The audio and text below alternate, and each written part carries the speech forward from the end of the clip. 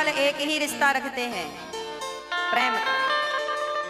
माना हो एक भगत कर नाता, मैं केवल भक्ति का नाता मानता हूँ, प्रेम का नाता मानता हूँ, मैं दूसरा कोई नाता नहीं मानता। इसलिए भगवान से केवल किसी भी प्रकार प्रेम कर लो बस। अच्छा मैया, दाल में आप लोग मसाला डालते हो किस लिए? बोलो। एक ने गरम मसाला डाल दिया, एक ने ठंडा वाला डाल दिया। अब देखो, दाल में आप गरम मसाला डालो, ठंडा डालो, धनिया डालो, नमक डालो, जो डालना है डालो, मर्जी आपकी, पर जब हम खाएं तो स्वादिष्ट लगनी चाहिए बस। आप कुछ भी डालो उसमें, कितने भी बढ़िया मसाला डालो या सामान्य मसाला डालो या मसाला मत डालो, पर हमें तो स्वाद से मतलब है बस भक्तों। हाँ, जैसे दाल के स्वाद से हमें मतलब होता है, मसाला कैसे भी डालो, उसी प्रकार आप कुछ भी करके भगवान के चरणों में भक्ति हासिल कर लो। कुछ भी करो, कुछ भी करना पड़े, पर भगवान की भक्ति प्राप्त कर लो, यही सार। भक्ति का स्वाद मिलना चाहिए, उसके लिए आपको जो करना पड़े। मीराबाई ने तो जिंदगी दाव पर लगा दी, जो करना पड़े करो, रोना पड़े तो रो, हंसना पड़े तो हंसो, सिर के बल खड़े होना तो सिर के बल खड़े हो, पर भगवत प्राप्ति होनी चाहिए, ये सिद्धांत। जैसा कर सकते हो करो, पर अंत में लक्ष्य है ईश्वर की प्राप्ति। वो मिल गए, मन उनके चरणों में लग गया, मन से जगत हट गया, तो बस जीवन सफल हो गया। श्री विदुर जी महाराज भगवान का दर्शन करके अब जब भगवान धराधाम छोड़कर गए तो विदुर जी हरिद्वार गए, जहां मैत्रेय जी ऋषि थे। मैत्रेय जी के पास गए, वहां प्रश्न करते हैं। मैत्रेय जी को प्रणाम करके, महाराज सुखाय कर्माणि करोति लोको न तैः सुखं वान्यदुपारवं वा विन्देत भूयस्तत एव दुःखं यदत्र युक्तं भगवान वदेन्नः। सारी दुनिया सुख के लिए प्रयास करती है, पर दुख क्यों मिलता है? विदुर जी का मैत्रेय जी से प्रश्न है। भगवान संसार क्यों बनाते? अच्छा, संसार में दुख क्यों मिलता है? इसलिए मिलता है क्योंकि संसार का नाम गीता में भगवान ने कहा है दुःखालयम। संसार का नाम क्या है? दुःखालय। अच्छा, पुस्तकालय में क्या मिलती है? पुस्तक। औषधालय में क्या मिलती है? औषधि। भोजनालय में क्या मिलता है? भोजन। तो दुःखालय में क्या मिलेगा? फिर सीधी बात है। अरे संसार का नाम ही जब दुःखालय है, आए ही दुःखालय में हो तो दुख ही मिलेगा ना। आप सुख की जो चाहत लिए बैठे हो, ये चाहत ही गलत है। इसलिए जीवन में सुख की चाहत ना रखो। जो दुख मिल रहा है वो भगवान का प्रसाद मान करके गप गप करते चलो।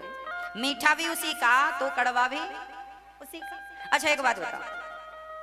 हाँ जी, एक बार कथा हुई। कथा में सबको आखिरी दिन ककड़ी का प्रसाद बांटा गया। जब ककड़ी लेकर भगत लोग जाने लगे तो एक सज्जन के हाथ में ककड़ी थी, वो कड़वी थी। कड़वी ककड़ी जब वो खाया तो कड़वी लगी, थू थू थू थू करके फेंक दिया। उसके पीछे एक भगत, वो भी कथा से लौट रहा था, उसके हाथ में भी ककड़ी थी, पर जब उसने देखा कि सामने वाले ने ककड़ी फेंक दिया, तब उस पीछे वाले बंदे ने कहा, भैया जब आपको प्रसाद में रोज हलवा मिलता था तब तो आप नहीं फेंकते थे, और आज ककड़ी कड़वी मिली तो फेंक दिया। अरे हलवा भी उसी का प्रसाद था और ककड़ी भी उसी का प्रसाद था। यदि 6 दिन मीठा मीठा खा गए हो तो एक दिन कड़वा प्रसाद मिल जाए तो इसे भी प्रसाद समझ के क्यों नहीं खा लेते? क्योंकि ये भी प्रसाद है ठाकुर जी का। ये फेंकने वाला प्रसाद मीठा हो, खट्टा हो, तीखा हो, प्रसाद तो प्रसाद। अब क्या हुआ? अब यह हुआ कि जीवन में आपको बहुत सुख मिला है। यदि जीवन के एकाध पड़ाव में कहीं कहीं दुख मिल जाए तो ये मत कहा करो कि हमें बहुत दुख मिला। आप लोग ये कहा करते हैं हम बहुत दुखी हैं। सारी माताओं की प्रॉब्लम क्या है? महाराज जी हम बहुत दुखी हैं, महाराज जी हम बहुत दुखी।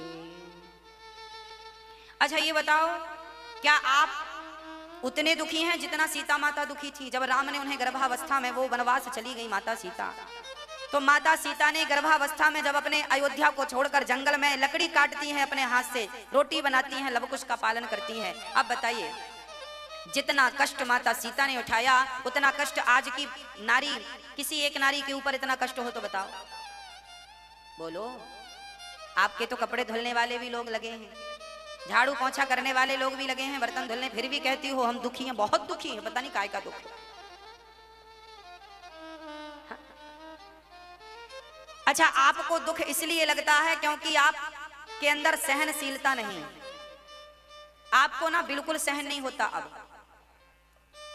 छोटी छोटी बातों को लेकर आप झगड़ा करने लग जाते हैं, यही आपके दुख का कारण है। सच कहूं तो दुख किसी के जीवन में नहीं है। और देखो भाई, सामान्य दुख तो सबके पास होंगे ही, शरीर तो दुख की खदान है। तो ये तो दुख आपको सहन, बुढ़ापे का दुख तो सहन करना पड़ेगा, रो के करो या हंस के करो, साहब करना तो पड़ेगा। तो इसके लिए तो बिल्कुल तैयार रहिएगा। घुटनों में दर्द है, कमर में दर्द है, इस दर्द के लिए बिल्कुल रेडी रहिएगा, ये होगा ही होगा। आज तक कोई डॉक्टर ठीक नहीं कर पाया। इस दर्द के लिए बिल्कुल कमर कस के रखिएगा, ये कष्ट उठाना पड़ेगा। जीवन है तो कष्ट है, जन्मत मर्द दुसह दुख होई, ऐसा दुख तो उठाना पड़ेगा। परंतु कोई इतना भी दुखी नहीं है जितना आप रोते हैं महाराज हम बहुत दुखी कौन है भाई? और दुख क्या है? भगवान की विस्मृति ही दुख है, और भगवान का स्मरण ही आपने यदि जानत हूं वस स्वामी विसारी, फिर ही ते काहे ना हो ही दुखारी। अरे भगवान को भूल गए हो तो दुख नहीं उठाना पड़ेगा। अरे भगवान की विस्मृति ही दुख है, और ठाकुर जी का स्मरण ही सुख है। बुढ़ापा हो जवानी हो, भगवान का चिंतन करते रहो, कोई दुख व्यापेगा ही नहीं।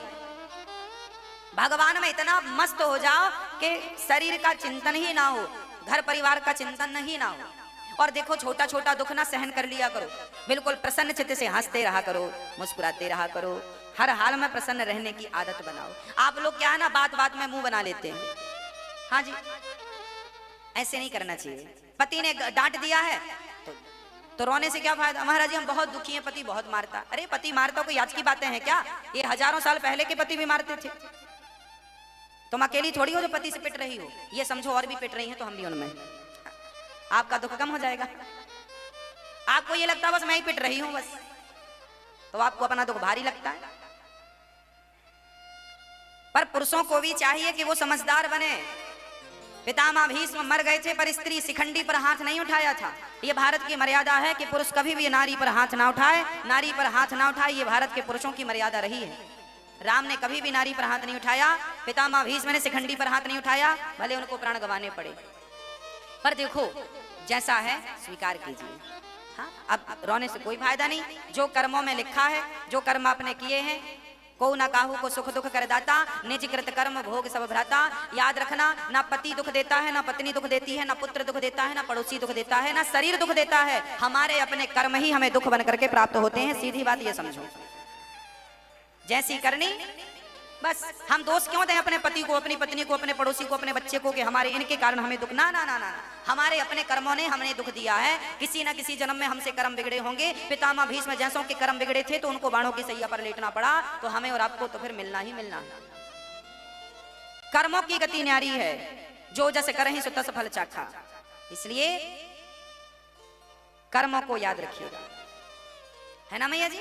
इसलिए आप ये ना सोचा करो हम बहुत दुखी हैं, ना ना, बहुत सुखी हैं। एक मैया संत जी के पास गई, बोले महाराज जी हम बड़े दुखी हैं। संत जी ने कहा तेरा दुख क्या है, कागज में लिख के दे। उसने कागज में लिख के दिया, महाराज जी ये दुख है, ये दुख है। कागज में पुड़िया बनाई और महात्मा जी ने कहा, वहां 25-30 लोग थे, सब बोले महाराज जी हम बड़े दुखी हैं। सबने कहा, गुरु जी ने कहा सबने अपना अपना दुख लिख के दो हमें पुड़िया में, कागज में। कागज की एक पुड़िया बनाई और सबने दुख लिख के दे दिया। महात्मा जी ने उन सारे पर्चियों को एक जगह ऐसे इकट्ठा कर दिया और फिर महात्मा जी ने उस मैया से कहा जो बोली मैं बहुत दुखी हूं, मैया से कहा चल ये पर्ची उठा, तेरा दुख ज्यादा है तो मैं तेरे से कम वाला दुख देता हूं, तेरा ज्यादा है। तो उसने पर्ची उठाई और पर्ची खोल के संत जी ने कहा पढ़ क्या लिखा है। उसने पढ़ा तो उसमें और भी ज्यादा दुख था। उसने कहा महाराज जी फिर तो मेरा वाला ही ठीक है, फिर तो मेरा वाला दुख अच्छा है। महाराज जी ने कहा चल एक और ऑप्शन देते। फिर पर्ची उठा, फिर पर्ची उठाया, उसको खोला, महाराज जी ये तो और भयानक वाला। ना ना, राम राम राम राम राम। एक सास दौड़ी दौड़ी आई, बोले महाराज जी हमारी बहू बात नहीं सुनती, रोने लगी। तो मैं उस मैया को उस मैया के पास लेकर के गया जिस मैया की बहू डांटती थी। मैंने कहा देख तेरी बहू तो केवल बात नहीं सुनती पर बोलती तो नहीं है ना, जवाब नहीं देती है। हाँ बोले जवाब तो नहीं देती है। मैंने कहा इनसे मिलो जिनकी जवाब देती है। तो इनके सामने तुम्हारा दुख कम हुआ कि नहीं? अब वो बोली कि मैं ज्यादा दुखी हूं क्योंकि मेरी तो मुंह पे जवाब देती है। मैंने कहा चल तीसरी से मिलाते। मैंने कहा इनसे मिलो, इनकी बहू जवाब बस नहीं देती, 2-4 जमा देती है। तो इनसे अच्छा तुम्हारा ही दुख था, हाँ या ना? तुम्हारी बहू कम से कम जमाती तो नहीं है, डांटती है बेचारी, कम से कम मारती तो नहीं है। तो इनसे ज्यादा सुखी तुम हुई कि नहीं? हाँ या ना?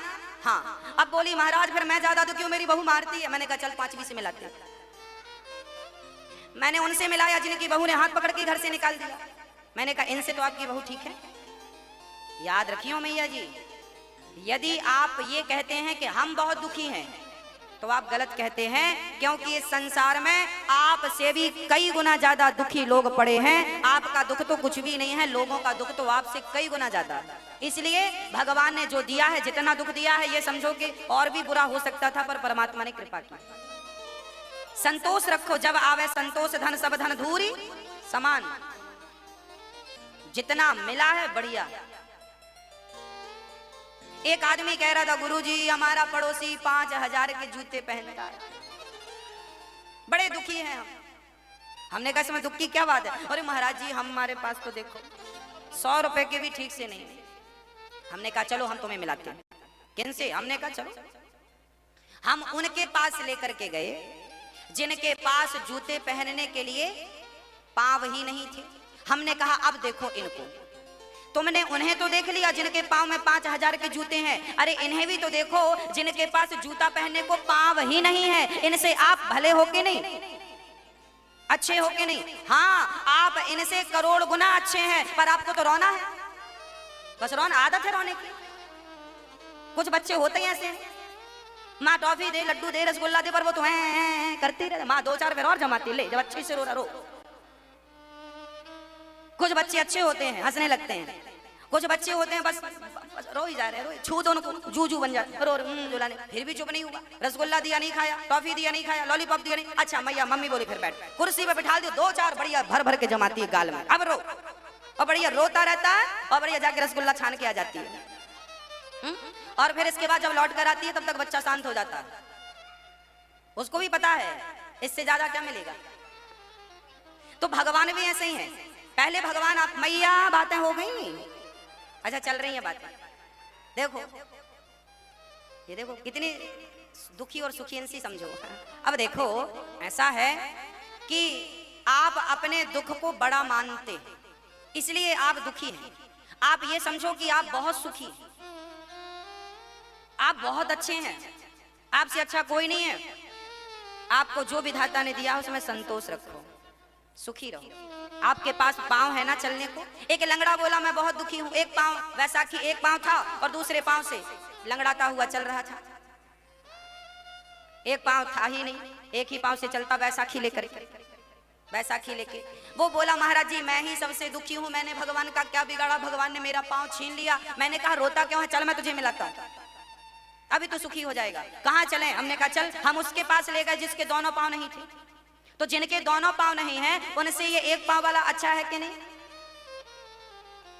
बोलो। अपनी आंखें हैं, अपने कान हैं, अपने हाथ हैं, अपने पांव हैं। आप बुढ़ापे में भी अपना काम कर लेती हो, गिलास भर पानी पी लेती हो, यही आपकी अमीरता है। आप बहुत अमीर हो कि अपने हाथ से गिलास भर पानी ले, उनसे अच्छे। अब आप लोग ना हर चीज पैसों से तौल कर देखते हैं। पैसा जिनके पास है वो बड़े आदमी है, जिनके पास पैसा नहीं आप गरीब मानते अपने आप को। आप गरीब वरीब कुछ नहीं है, बने गरीब हैं आप। एक सज्जन हमसे बोले महाराज जी हम बहुत गरीब हैं। हमने कहा कितने? बोले बहुत गरीब हैं। हमने कहा सुन तू बड़ा आदमी बनेगा? हाँ हाँ बनूंगा। मैंने कहा चल अपनी दोनों आंखें बेच दे, अभी तेरे को 80 लाख रुपए मिल जाएंगे। एक आंख 40 लाख की बिक जाएगी, दोनों 80 लाख। अरे महाराज जी आंखें बेचूंगा, देखूंगा कैसे? मैंने कहा कोई बात नहीं, अपनी किडनियां बेच दे दोनों, एक 80 लाख की बिकेगी, 1 करोड़ 60 लाख हो जाएंगे। अरे महाराज जी किडनियां बेचूंगा तो मर नहीं जाऊंगा। मैंने कहा कोई बात नहीं, घुटने बेच डाल। अरे महाराज जी मर जाऊंगा। मैंने कहा चल हाथ बेच दे। महाराज जी फिर पैसे कैसे गिनूंगा? मैंने कहा कि पूरा शरीर बेच दे। महाराज जी शरीर बेचूंगा तो पैसों का क्या करूंगा? मैंने कहा तू पागल। बोले कैसे? मैंने कहा कि जिसके पास करोड़ों का शरीर हो, जिसके पास करोड़ों की प्रॉपर्टी चलती फिरती हो, वो कहता है मैं गरीब हूं। किस एंगल से गरीब है? अगर पूछो कि इन आंखों की कीमत क्या होती है। भगवान ने दिया है तो वैल्यू नहीं है तुम्हें। एक रोटी की कीमत क्या होती है ये भी तुम्हें नहीं पता। जो भूख से मर रहे हैं उनसे जाकर पूछो कि रोटी की कीमत क्या होती है। आपको सब कुछ मिल रहा है इसलिए आपको कीमत नहीं है और रो रहे हैं भगवान ने दुख दिया, भगवान ने दुख। काहे का दुख दिया भगवान ने?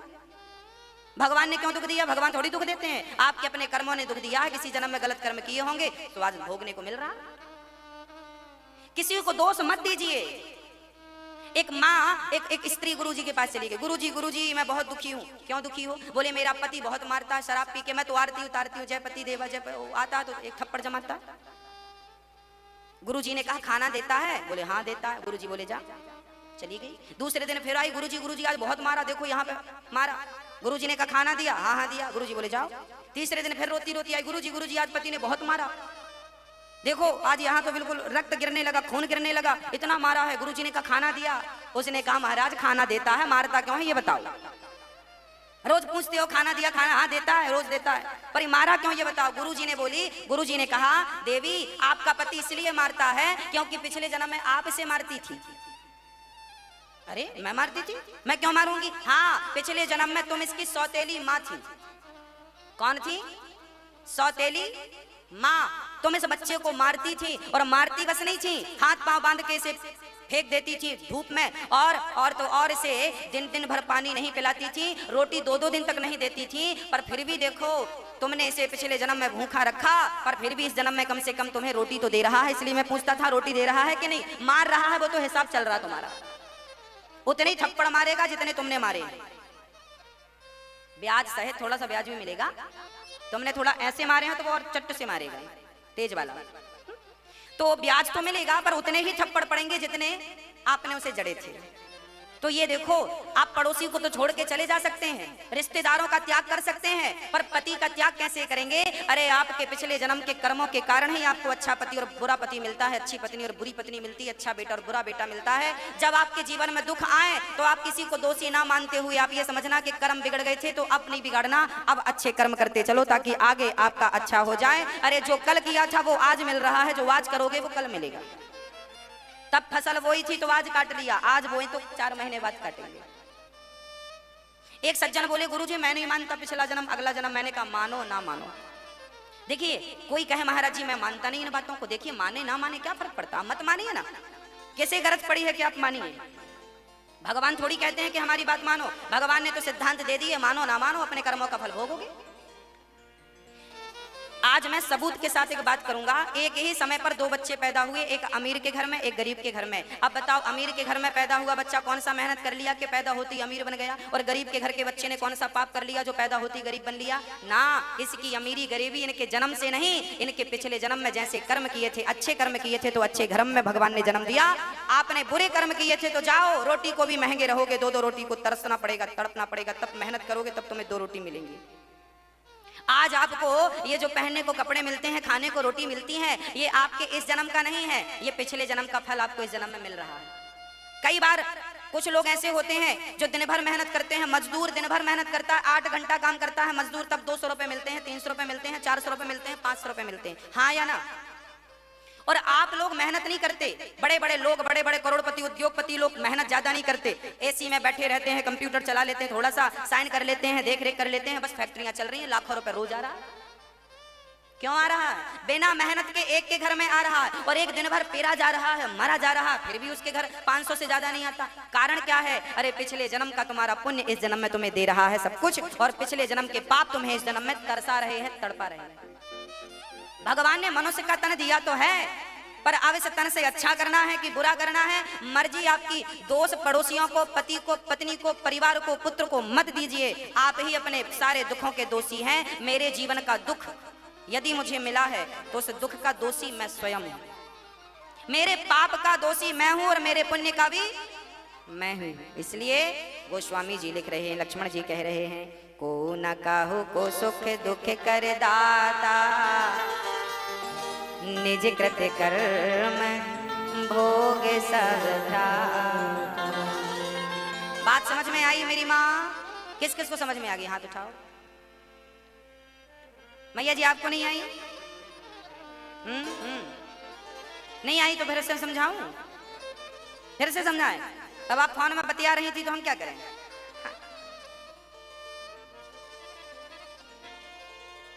श्री विदुर जी महाराज ने कहा, प्रभु भगवान सृष्टि क्यों करते हैं, कैसे करते हैं? तब भगवान नारायण की सृष्टि उत्पन्न कैसे हुई? भगवान नारायण के नाभि से कमल उत्पन्न हुआ, कमल में ब्रह्मा जी ने 10 प्रकार की सृष्टि की। पहली महत्त्व की, दूसरी अहंकार की, तीसरी भूत सर्ग की, चौथी इंद्रियों की, पांचवी मन की, छठवीं अविद्या की, सातवीं वृक्षों की, आठवीं पशु पक्षियों की, नववीं मनुष्य की और 10वीं देवता पितर असुर गंधर्व अप्सराओं की सृष्टि की। श्री ब्रह्मा जी के शरीर से एक अंग से मनु का और ब्रह्मा जी के शरीर के दूसरे अंग से शत्रुपा का जन्म हुआ। मनु शत्रुपा की 3 बेटियां और 2 बेटे हुए। आकुति, देवहूति, प्रसूति नाम की 3 बेटियां, प्रियव्रत, उत्तानपाद नाम के 2 बेटे। आकुति का विवाह रुचि प्रजापति से हुआ, देवहूति का विवाह करदम जी से हुआ।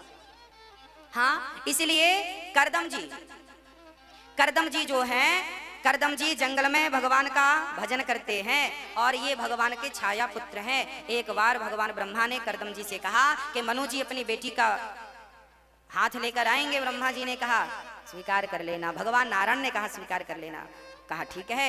जब मनु जी आए तब श्री करदम जी ने स्वीकार किया और देवहूति से आपका विवाह संपन्न हुआ। माता देवहूति से विवाह हुआ। करदम जी भगवत भजन में लगे। बाद में देवहूति को एक सरोवर में स्नान कराया, वो दिव्य हो गई, स्वयं भी दिव्य हो गए। बिंदु सरोवर में स्नान कराया और बड़े प्रेम से कामक विमान पर बैठ करके एक विमान की रचना की करदम जी ने। हमारे ऋषि मुनि इतने पावरफुल थे कि अपना स्वयं का हेलीकॉप्टर बना लेते थे और इतना बड़ा विमान बनाया जिसमें बहुत सारे कमरे थे, बहुत बड़ा बगीचा था और सब कुछ था उस विमान पर। कामक विमान बनाया। हमारे ऋषि मुनि भी रिसर्च करते करते, उनका रिसर्च करने वालों को ही ऋषि कहते हैं। ऋषि रिसर्च करते थे, विमान बना दिया। करदम जी की 9 बेटियां हुई। 9 बेटियों का विवाह ब्रह्मा के 9 पुत्रों से संपन्न कर दिया करदम जी ने।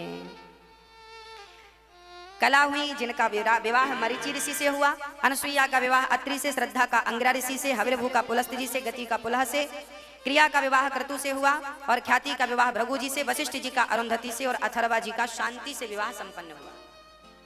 करदम जी ने अपनी पत्नी से कहा, देवी अब मुझे आज्ञा दो, बेटी हो गई, मैंने बेटियों का घर बसा दिया, अब मुझे आज्ञा दो मैं भगवत भजन करने जाऊं। माता देवहूति ने कहा कि आप कैसे जाएंगे, आप ऐसे नहीं जा सकते, आप पहले हमें एक पुत्र जरूर दीजिए, पुत्र प्रदान कीजिए। करदम जी कुछ दिन रुके और माता देवहूति के गर्भ से एक सुंदर सा पुत्र श्री कपिल भगवान का प्राकट्य हुआ। बोलिए कपिल देव भगवान की जय। कपिल देव भगवान का जब जन्म हुआ तब कपिल भगवान के जन्म लेते ही करदम जी घर का त्याग करके चले गए। देर नहीं लगाई करदम जी ने। जब बेटियों का विवाह हो जाए, बेटों का विवाह हो जाए तो घर से मन को हटाकर भगवान में मन लगा लेना चाहिए। यही जीवन की सार्थकता है। यदि नहीं कर पाए समय पर तो बाद में पश्चाताप करके रोना पड़ जाएगा।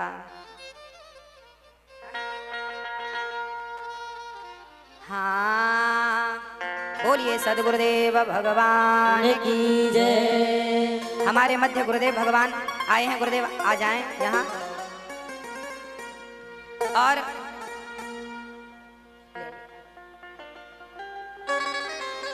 और जब बेटी और बेटे बड़े हो जाएं तो उन्हें जल्दी से उनके काम धाम दे करके मन भगवान में लगा लेना चाहिए। मैया जी नहीं समझते के सामने मुर्दा है, वो फिर भी बातें करते हैं क्या चल रहा है। हाँ? तो आप तो मरो बस, ये दुनिया तो जलाने को बैठी ही है। आप कहते थे हमारे बाद क्या होगा, हमारे बाद तुम्हारे बाद सब बढ़िया होगा, तो मरो तो सही। तुम्हारे जैसे कितने मर गए, काम रुका किसी का तो बता दो। कितने लोग शमशान भरा पड़ा है इन जैसों से जो कहते थे कि हमारे बाद क्या होगा। क्या रुका किसी का काम? आपके दादा परदादा मर तो गए सब, कुछ काम रुका हो तो बताओ। सब हो गया तो फिर आप नहीं रहोगे तो भी सब काम हो जाएगा। इसलिए अपने आप को मरा हुआ समझो। जिंदा हो तो केवल भगवान के लिए जिंदा हो, संसार के लिए मर जाओ। संसार के लिए मर जाना अच्छा है, जिंदा हो तो किसके लिए? भगवान के लिए जीवन अब बचा है, धर्म के लिए जीवन बचा है। जीवन की जिम्मेदारियां पूरी हो गई। अब जीवन की जिम्मेदारियां पूरी हो गई तो फिर जिंदा क्यों हो? मर जाओ, मरने में ही मोक्ष है। एक तोता डाल पर बैठा, गुरुजी कथा सुना रहे थे। गुरुजी ने कहा गुरुजी ने कहा राधे श्याम कहो मुक्ति मिलेगी। अब तोते को बात बढ़िया लगी। तोता बोला राधे श्याम राधे श्याम राधे श्याम। एक भला आदमी सोचा कितना बढ़िया तोता है, राधे श्याम बोल रहा है, तोते को पकड़ लिया और तोते को पकड़ा तो पिंजरे में डाल दिया। अब तोता पिंजरे के भीतर से बोला गुरुजी की बात झूठी थी, गुरुजी ने बोला था राधे श्याम कहोगे तो मुक्ति मिलेगी, हमें तो पिंजरा मिल गया, हमें तो बंधन मिल गया। अब तोता बोला राधे श्याम बोलने से लोग कहते मुक्ति मिलेगी, हमें तो पिंजरा मिल गया। अब गुरुजी झूठे हैं। तब तक वो गुरुजी कक्षा से उठ करके आए, तोते ने आवाज लगाई गुरुजी सुनो। गुरुजी ने कहा क्या हुआ? बोले आपने कक्षा में कहा राधे श्याम बोलोगे तो मुक्ति मिलेगी, मुक्ति मिलेगी, और आपने बोला तो मैंने भी बोला राधे श्याम, तो देखो मुझे तो बंधन मिल गया, पिंजरा मिल गया। गुरुजी बोले बेटा राधे श्याम बोलो पर जिंदा रह के मत बोलो, मर के बोलो। एक काम करो तुम मर जाओ। तोता बोला कैसे मर जाऊं? गुरुजी ने कहा झूठ मूठ का मर जाओ, दोनों पांव ऊपर कर लो, ऐसे गर्दन कर लो, तो जिसने पकड़ा है उसे लगेगा मर गया। भाई दुनिया को दिखाने के लिए मरना है, रियल नहीं मरना, सचमुच। तोते ने वैसे ही किया, तोते ने झूठ मूठ का, तोता मर गया, और जब मरा तो जिसने पकड़ा था उसे लगा तोता मर गया, तो उसने जल्दी से पिंजरा खोला, और जब पिंजरा खोला तो तोता उड़ गया। तब तोते ने कहा राधे श्याम कहने से मुक्ति नहीं, ऐसे सदगुरु मिला तो मुक्ति मिलती है। जब तक राधे श्याम का अर्थ गुरु ना समझाएं, जब तक आपके गले के नीचे वो अर्थ ना उतरे, तब तक मुक्ति नहीं। इसलिए क्या कहना है? पहले मर जाओ, पहले क्या करो?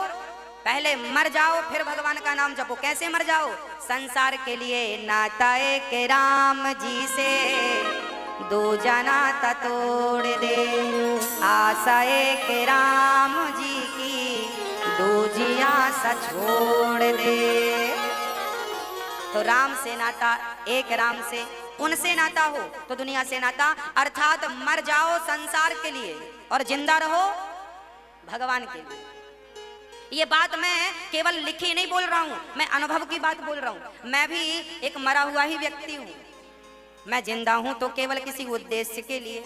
मैंने कई बार कहा ना, आज के सालों पहले 5 साल, लगभग 7-8 साल पहले हम लगभग 20 फीट ऊपर से, 20 से 25 फीट की ऊंचाई थी, वहां से हम गिर गए थे, छत से गिर गए थे, नीचे पत्थर पड़ा था, हम गिर गए थे। और जब गिरे तो यहाँ कोल्हू पूरा फ्रैक्चर हो गया, टूट गया था। डॉक्टर के पास गए, डॉक्टर ने कहा कि अब आप कभी चल नहीं पाएंगे। डॉक्टर ने बोला था चलोगे भी तो लंगड़ाते हुए चलोगे, क्योंकि पांव छोटा बड़ा हो जाएगा, हड्डी बिल्कुल भूसा हो गई है, भूस जैसे चूरा चूरा हो गई, कई टुकड़े हो गए। अब डॉक्टर के पास थे हम, महीनों इलाज चला।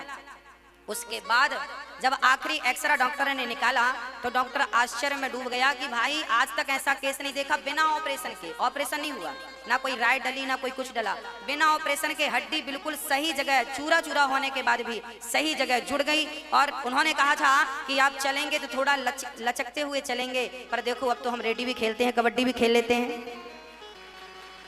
गीता में लिखा है मूकं करोति वाचालं पंगुं लंघयते गिरिं यत्कृपातमहं वन्दे परमानंदं माधवं।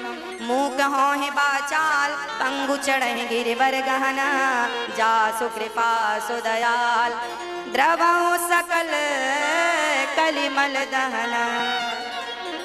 जब भगवान की कृपा होती है तो लंगड़ा भी पहाड़ लांघ जाता है। पंगुम लंघयते गिरिं, तो तब से जब से मेरा एक्सीडेंट हुआ और मैं गिरा, तब से मुझे लगने लगा कि प्रभु कोई 5 फीट से गिरता है तो मर जाता। फिर मैंने सोचा मैं गिरा था 20 फीट से, मरा क्यों नहीं। तब मुझे लगा कि शायद भगवान ने मुझे जिंदा किया है, तो अब ये जो उम्र है ठाकुर जी की, मैं तो उसी दिन मर गया था, अब जिंदा हूँ तो केवल भगवान के लिए जिंदा हूँ, उस उद्देश्य की पूर्ति के लिए जिंदा हूँ। अब मुझे पता चला कि भगवान ने मुझे जिंदा क्यों छोड़ा था। शायद उनको इन हाथों से माँओं की सेवा करवानी थी, बूढ़ी माँओं की सेवा करवानी थी, बूढ़े बूढ़े पिताओं की सेवा करवानी थी, इसलिए जिंदा रखा।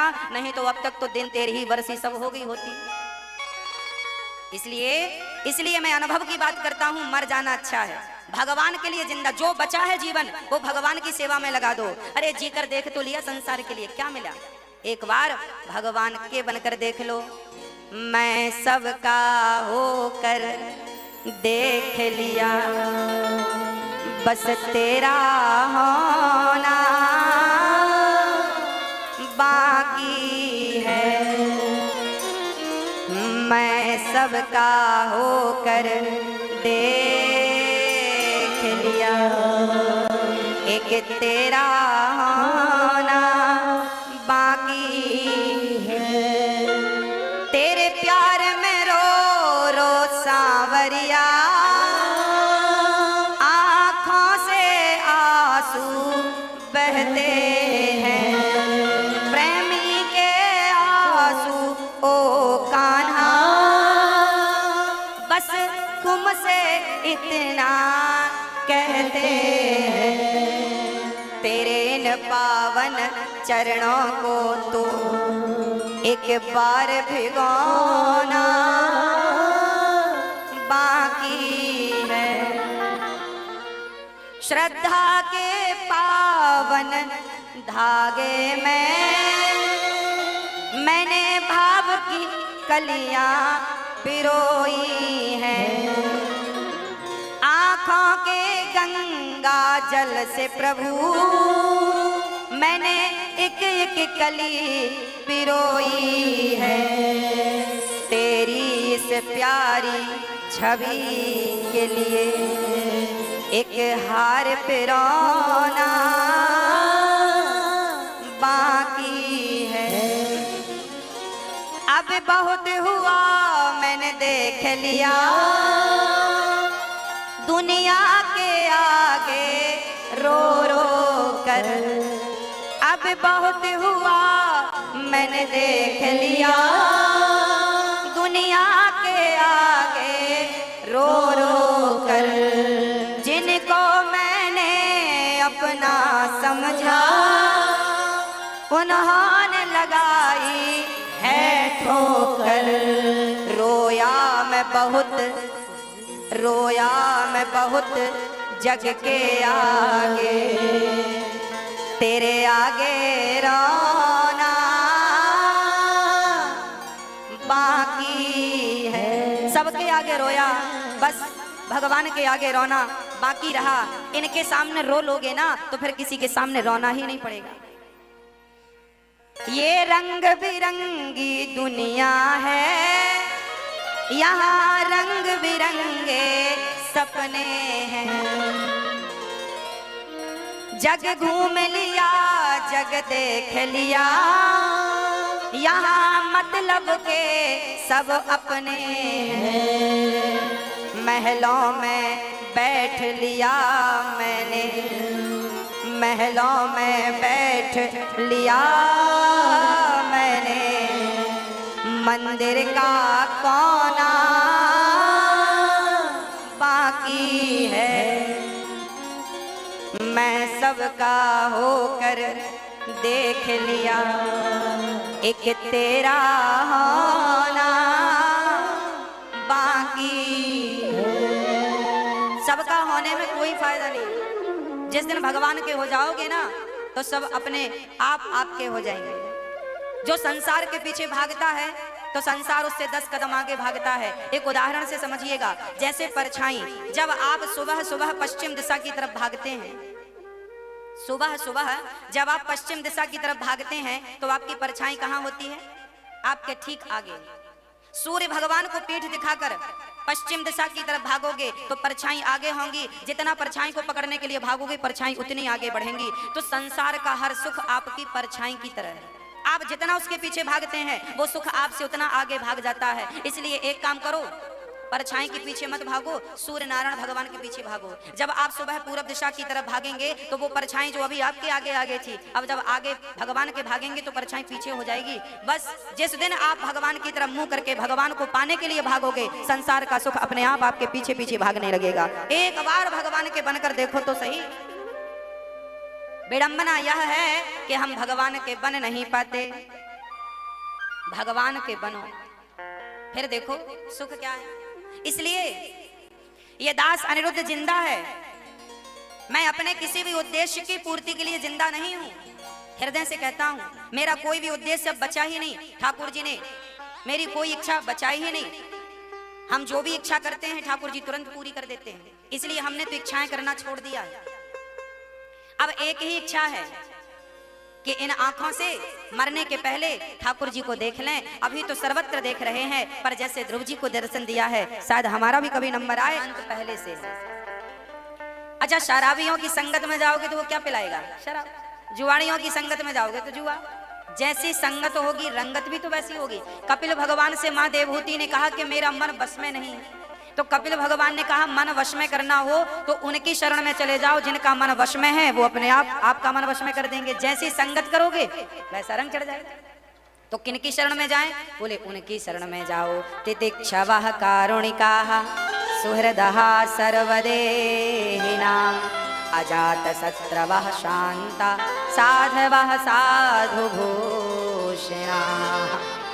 कपिल भगवान कहते हैं माँ तितिक्षवः अर्थात सहनशील, जो सहनशील है, जिनके हृदय में करुणा भरी है, जो भगवान को सर्वत्र देखने वाले भक्त हैं। अच्छा, जो भगवान को सर्वत्र देखेंगे उन्हीं के भीतर तो करुणा होगी, जो सर्वत्र भगवान को नहीं देखेंगे।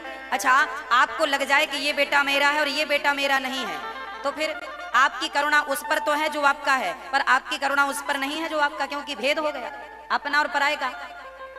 माया और मोर तोड़ते माया हो गई, ये माया है। अब क्या करें?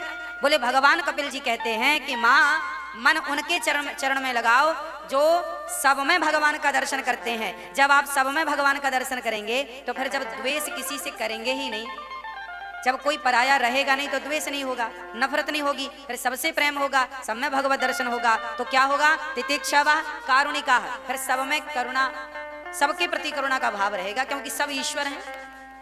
इसलिए हमें सहनशील बनना चाहिए। अच्छा, सहनशील कौन होता है? पत्थर। अक्सर मंदिर में पत्थर की मूर्तियां क्यों पाई जाती हैं? शिवा जगन्नाथ भगवान को छोड़ के, वो लकड़ी के। सारे मंदिरों में पत्थर के भगवान क्यों होते हैं?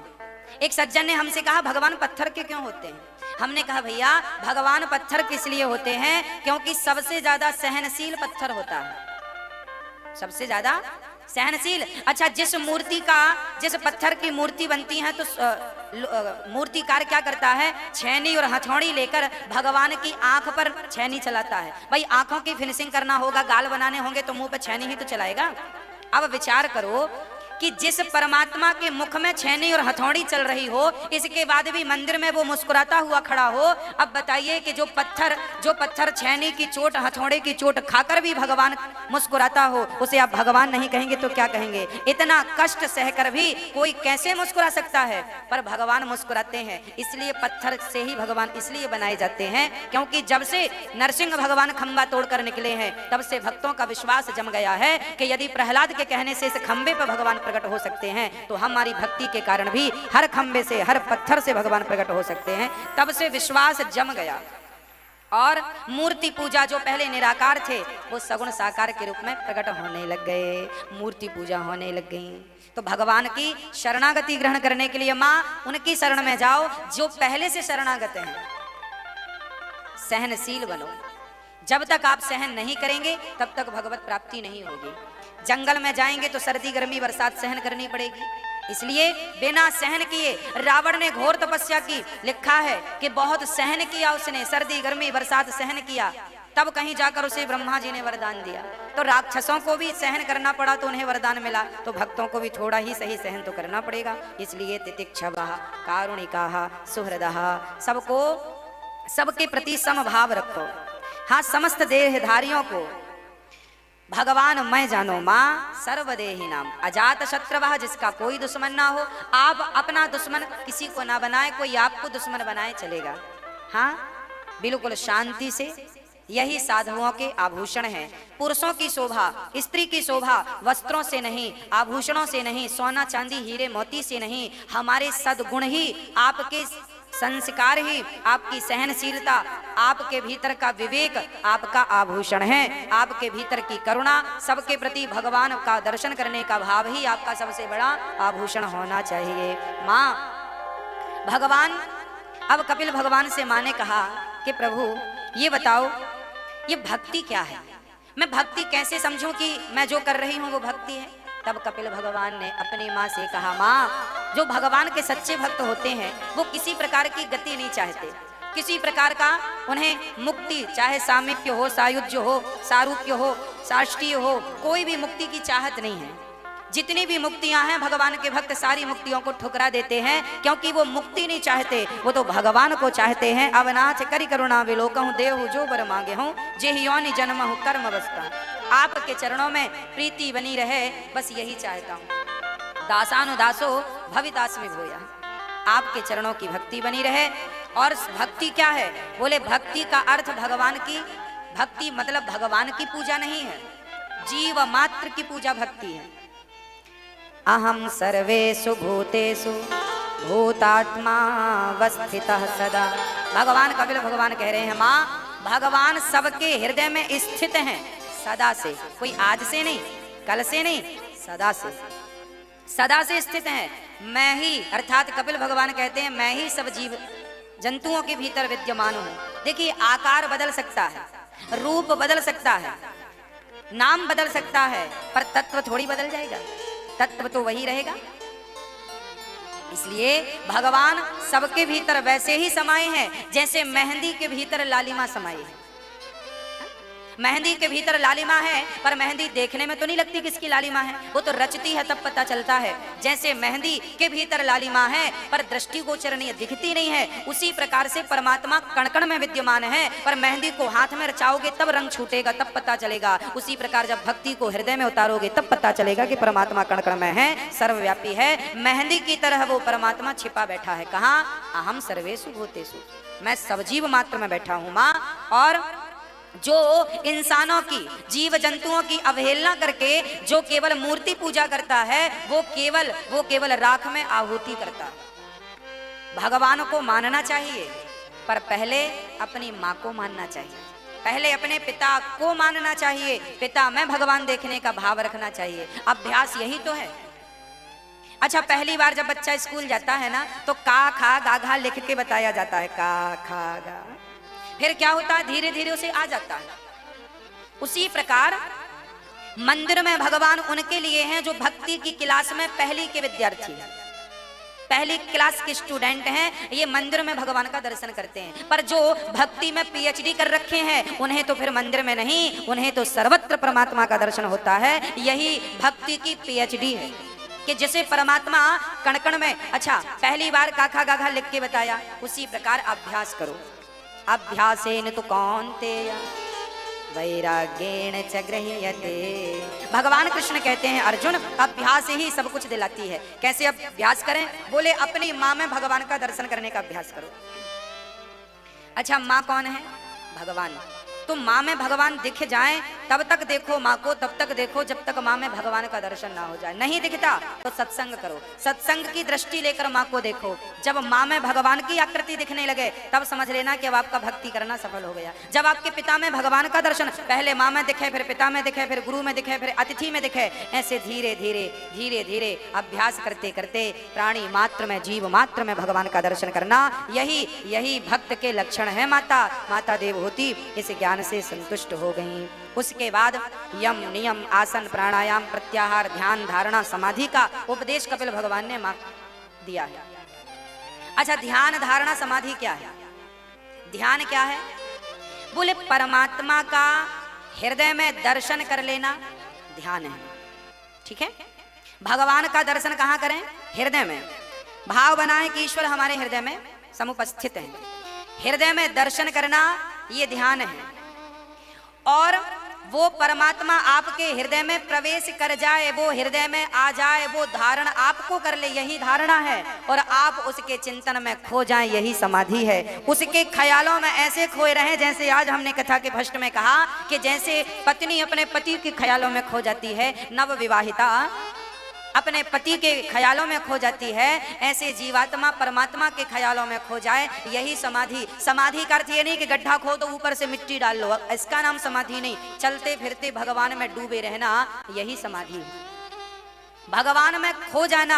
जब मैं था तब हरि नहीं, अब हरि है मैं नाय, और प्रेम गली यति सांकरी जा मैं दो न समाए। जब तक दो है तब तक समाधि नहीं है। जब एक हो जाए भक्त और भगवान तब समाधि लग जाएगी। ना वो रहे ना तुम रहो, तुम वो हो जाओ और वो तुम हो जाए। उसमें जैसे मिश्री पानी में घुलकर पानी हो जाती है, पानी में मिश्री का ढेला डालो तो पानी में घुलकर पानी बन जाती है, उसी प्रकार जीवात्मा जब परमात्मा में मिलके स्वयं परमात्मा अहम ब्रह्मास्मि, यही तो है, परमात्मा में मिलकर वो स्वयं ब्रह्म हो जाता है। जैसे हमारे गुरुजन कहा करते हैं, एक चींटी गई और चाशनी को किनारे से चखने लगी, और एक गई और चाशनी के गंजे में डूब गई। लो वो खुद चाशनी बन गई, वो चाशनी में डूब कर क्या बन गई? खुद चाशनी बन गई। तो चाशनी में डूब कर एक हो गई, चींटी चाशनी में डूब कर चाशनी खुद बन गई चाशनी। अब उसके भीतर बाहर कहीं भी देखो मीठा होगा। बस ईश्वर में मिल जाना, अपने आप को समर्पित कर देना, यही समाधि है। कपिल भगवान ने कहा, माँ ये जीवात्मा कोई एक जन्म का थोड़ी भटक रहा है, कई जन्मों से भटक रहा है। अच्छा, ये अपनी माँ के गर्भ में जब जाता है, पिता के द्वारा माँ जब गर्भवती होती है तो वो पिता का तेज माँ के रज में मिलकर के कलल बन जाता है। हाँ, एक रात में स्त्री का रज पुरुष के तेज से मिलकर के कलल बन जाता है, और 5 रात्रि में बुद्ध के समान हो जाता है, 10 दिनों में बेर के समान, 1 महीने में बच्चे का सिर बनता है। 2 महीना हुआ गर्भ का तो 2 महीने में हाथ पांव अंगों का विभाग हो जाता है। 3 माह में स्त्री पुरुष के चिन्ह उत्पन्न हो जाते हैं। देखिए हमारी भागवत कितनी साइंटिफिक है। आज से केवल 10 साल पहले, ओनली 10 साल, अभी 2020 चल रहा है, तो 2010-2012 के बीच में मेडिकल साइंस ने एक रिसर्च हमारे और आपके सामने रखी। क्या रिसर्च? डॉक्टरों ने यह पता लगाया कि स्त्री गर्भवती होती है तो उसके पेट में बच्चे की संरचना कैसे होती है, इसका डॉक्टरों ने परीक्षण किया। पहले दिन पिता के द्वारा तेज गया, उस दिन से लेकर जब तक डिलीवरी नहीं हो जाती तब तक। तो डॉक्टरों ने जो बात कही, एक बार हम जयपुर में कथा सुना रहे थे और वहां भी डॉक्टर साहब बैठे थे कथा में, और वो भी इसी फील्ड के डॉक्टर थे। तो मैंने उन्हें जब सुनाया तो उन्हें आश्चर्य लगा। उन्होंने कहा, आपको ये सब बातें कहाँ से पता है? हमारी तो डॉक्टरी जब हम लोग पढ़ते हैं तब हमें ये नॉलेज होता है, और आपको ये कहाँ से पता? हमने कहा, आपने अभी पढ़ा है, हमारे भागवत में ये हजारों साल पहले कपिल भगवान ने माँ देवहूति को ज्ञान दे दिया है। अब सुनो कौन सा ज्ञान। स्त्री के पेट में बेटा है कि बेटी, ये किस महीने में? गर्भ परीक्षण अब तो सरकार ने बंद कर दिया, पर गर्भ परीक्षण जब होता था तो किस महीने में होता था? 3रे महीने में। पुरुष है, लड़का है कि लड़की है, कब पता चलता था? जब गर्भ 3 महीने का हो जाए। सोचो, साइंस को अभी पता चला कि बच्चा 3 महीने के बाद ही स्त्री पुरुष के चिन्ह उत्पन्न होते हैं। हमारे भागवत में ये हजारों साल पहले लिखी है, कपिल भगवान ने कहा है माँ देवहूति से। 3रे महीने में बच्चे के शरीर में स्त्री पुरुष के चिन्ह उत्पन्न हो जाते हैं। 4 महीने में मांस आदि 7 धातुएं उत्पन्न हो जाती हैं। हाँ, भूख प्यास 5वें महीने में लगने लगती हैं। 6वें महीने में उसे पूर्व जन्म की स्मृति हो जाती है और माँ के शरीर में, माँ के पेट में घूमने लगता। कभी माँ कहती है ना, बेटा लात मार रहा, लात नहीं मारता, वो दर्द से तड़पता है। छोटे छोटे माँ के पेट में जो जीव हैं वो खाते हैं बच्चे का मांस नोच नोच के। इसलिए आपने देखा होगा जब बच्चे पैदा होते हैं तो उनकी पीठ लाल होती है। कभी गौर किया? नवजात बच्चों की ना पीठ लाल होती है। क्यों? क्योंकि माँ के गर्भ में उसे बड़ा कष्ट होता है, बहुत पीड़ा होती है। भगवान की स्तुति करता है, हे नाथ मुझे बाहर कर दो। प्रभु बाहर, भगवान ने कहा कितनी बार तुझे बाहर किया, तू फिर अंदर आ जाता है। हे प्रभु अब गलती नहीं करूंगा, अब अपराध नहीं करूंगा। भगवान की स्तुति करता है, तस्योपसन्नमवितुम जगदिच्छयात्। हे नाथ आप अब मुझे चेतना दीजिए, अब मुझे शक्ति दीजिए, अब मुझे पर कृपा कीजिए। अब मैं बाहर जाऊंगा तो आपका इतना स्मरण करूंगा, इतना चिंतन करूंगा कि दोबारा वापस मुझे इस गर्भ में नहीं आना पड़ेगा। भगवान ने कहा, अच्छा वादा करता है, प्रॉमिस करता है? हाँ करता हूँ। तब भगवान ने माँ के गर्भ से बाहर किया, और जैसे ही बाहर आया संसार में फिर ऐसा उलझा कि वो सारे वादे भूल गया और फिर माया में उलझ गया। यही दुर्दशा हम सबकी है माँ। कपिल भगवान ने कहा, माँ आप चिंता ना करो, मन भगवान में लगाओ, भगवान का चिंतन करो, इसी से सबकी गति है, इसी से सबका कल्याण है। भगवत चरणारविंदों में मन लगाया माँ देवहूति ने, और वो माँ इतना प्रेम उमड़ा। देखिए कथा द्रवीभूत कर देती है। कपिल भगवान के दिव्य ज्ञान से माँ सिद्धा नाम की नदी बन गई। स्वयं नदी बन के क्यों बह गई? क्योंकि कथा हमें द्रवीभूत करती है, कथा हमें पिघला देती है। अरे जिस कथा को सुनकर आंखों में पानी ना आए वो कथा ही कैसी है। हाँ, तो माँ देवहूति तो आंखों से नहीं, पूरी की पूरी पानी बन करके माँ देवहूति बह गई। उसी नदी में कपिल भगवान ने आचमन किया, सीधे गंगा सागर चले गए। अच्छा, कपिल देव जी दूसरी जगह पर रुके तो लोग परेशान करने लगे, बाबा जी हाथ देख दो कितना क्या है क्या नहीं है। कपिल जी परेशान होके समुद्र के बीच में एक टापू है वहां